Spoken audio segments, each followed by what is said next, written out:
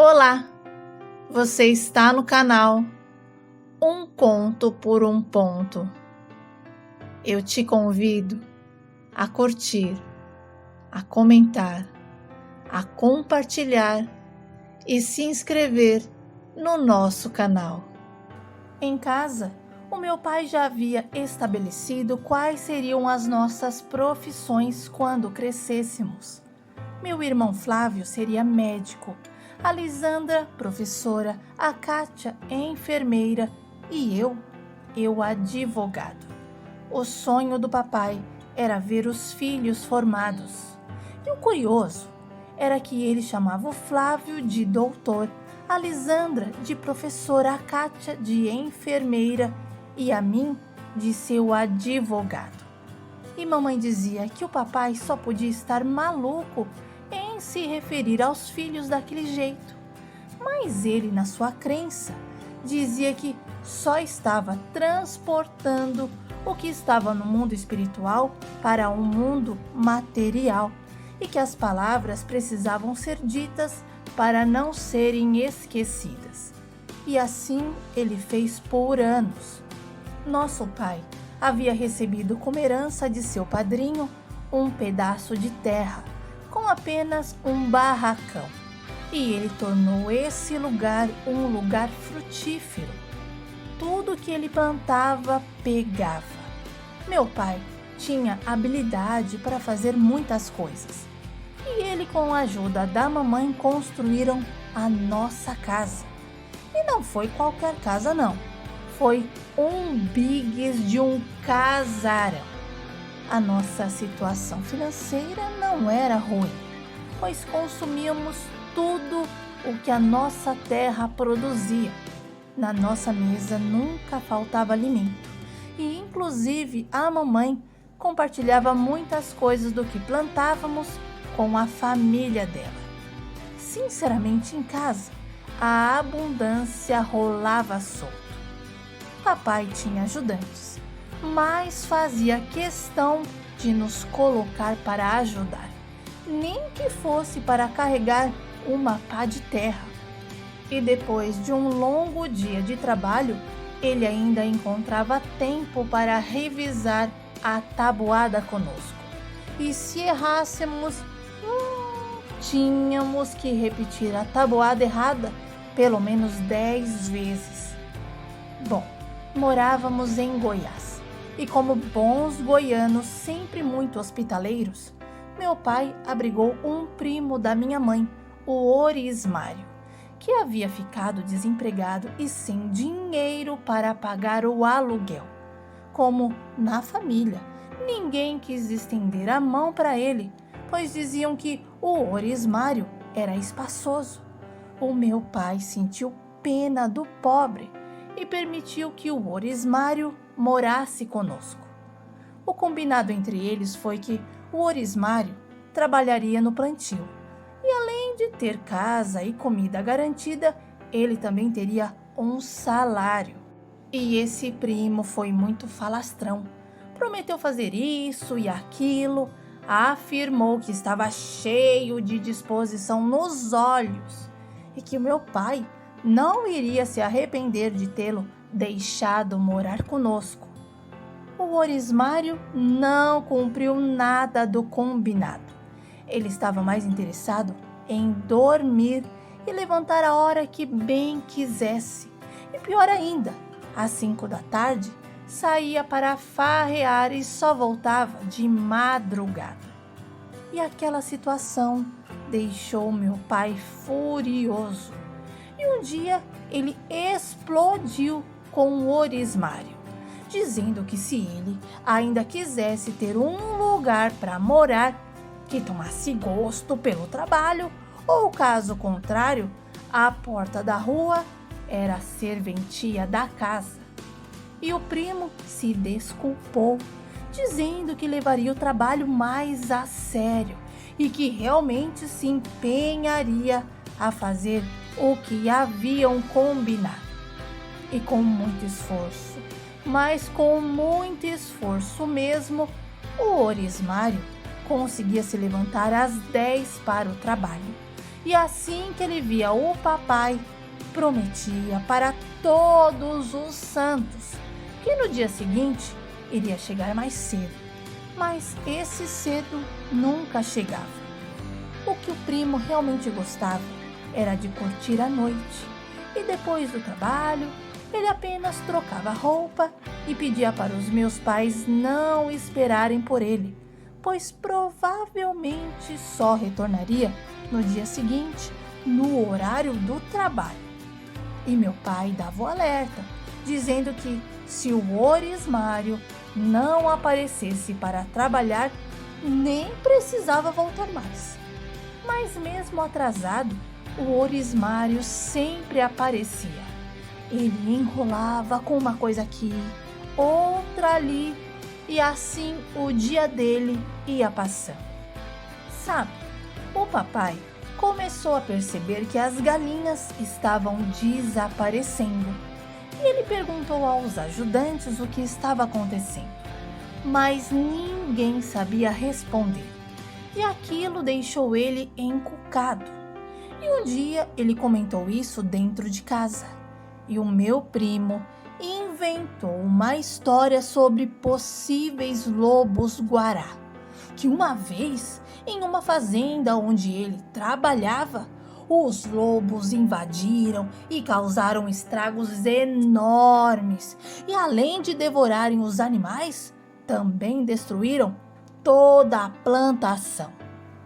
E o meu pai ficou bastante preocupado e decidiu aumentar a iluminação do nosso sítio e cercar a parte de trás da nossa propriedade.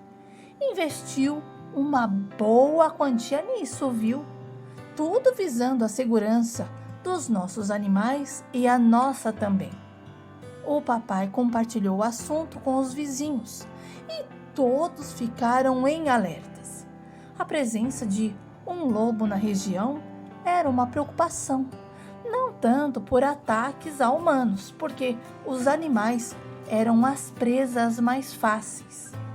Bom, um dia o meu pai foi fazer compras e chamou meu primo para acompanhá-lo. E o Orismário rapidamente trocou apenas de roupa, pois não gostava de tomar banho. E se não fosse pela minha mãe, ele nunca tomava banho, porque afirmava que o banho só servia para estragar a pele.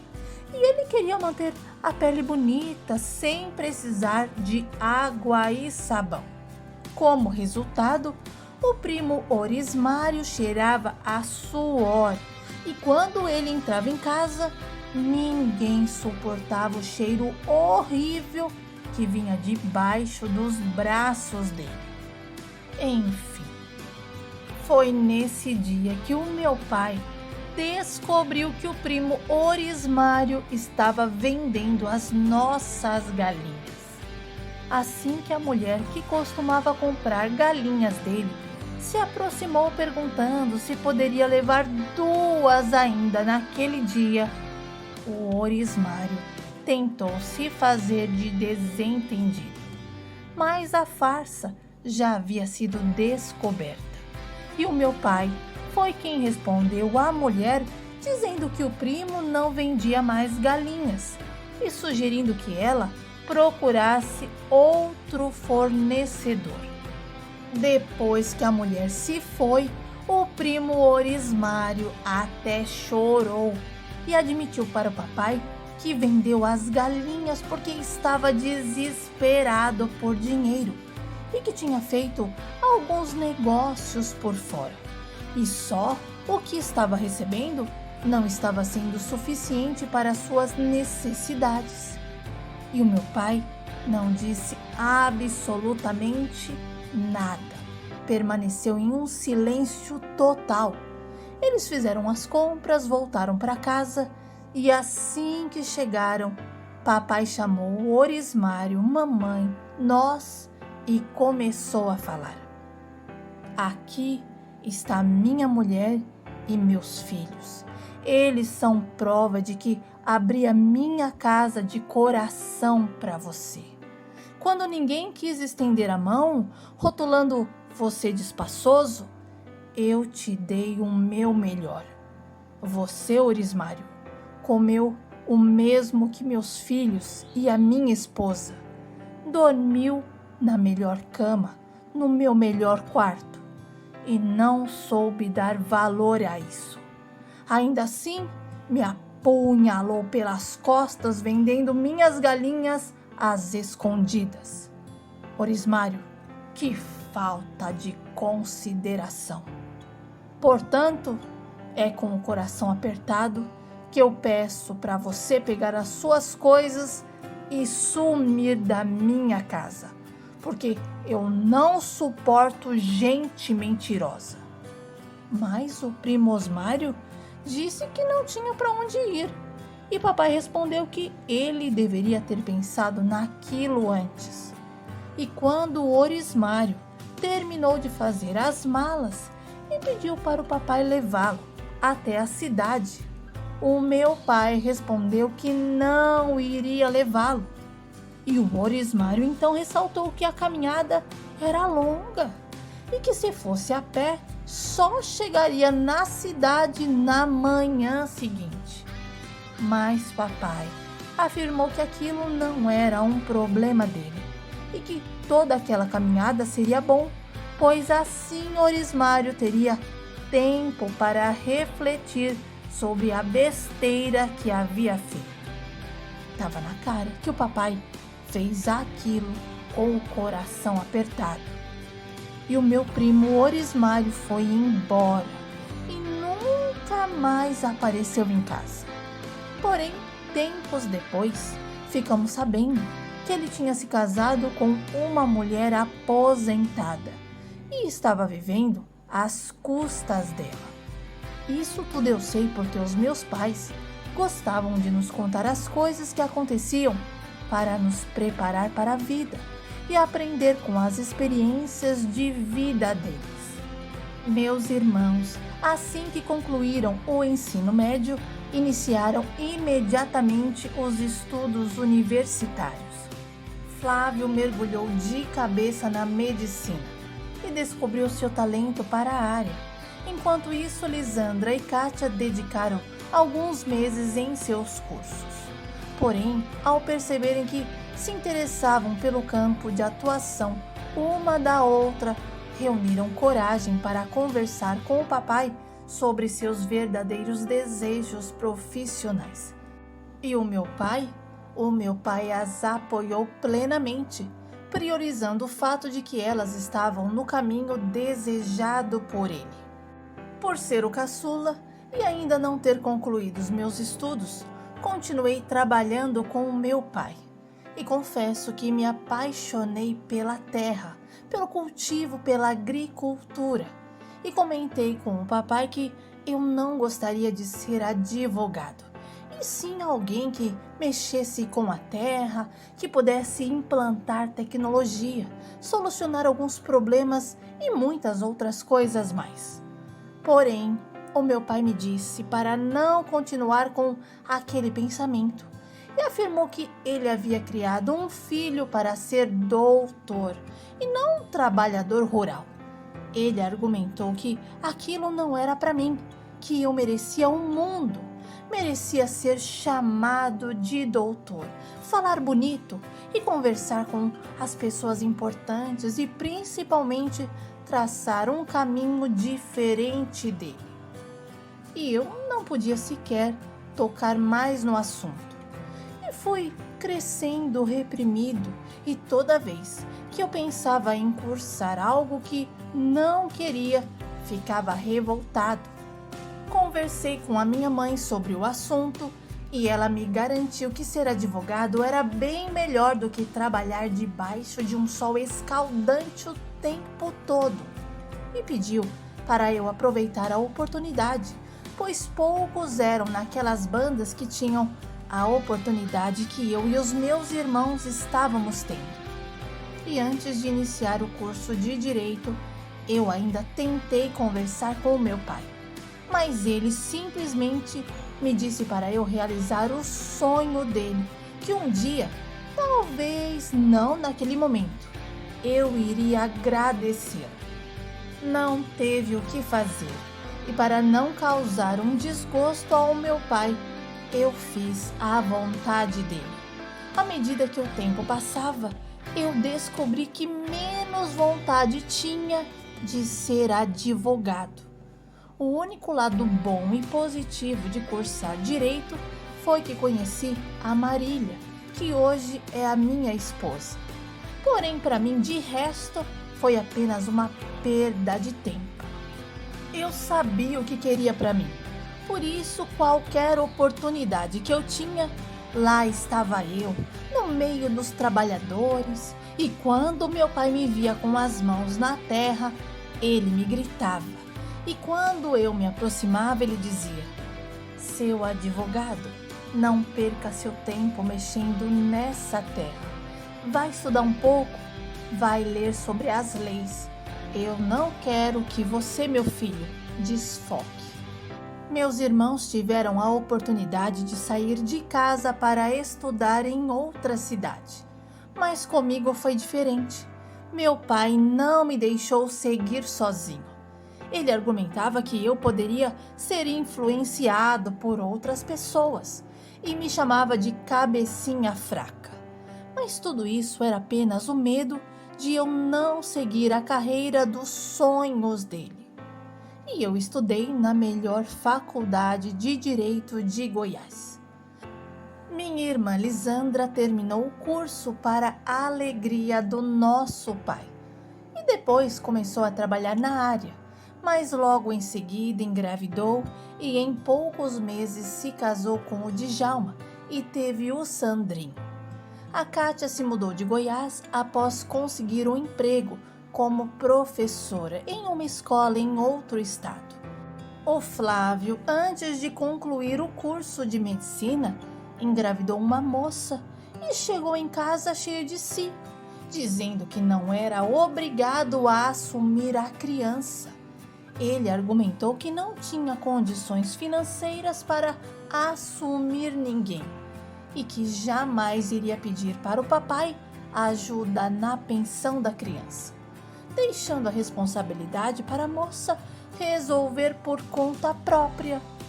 O Flávio pensou que os nossos pais iriam passar a mão em sua cabeça, mas caiu do cavalo.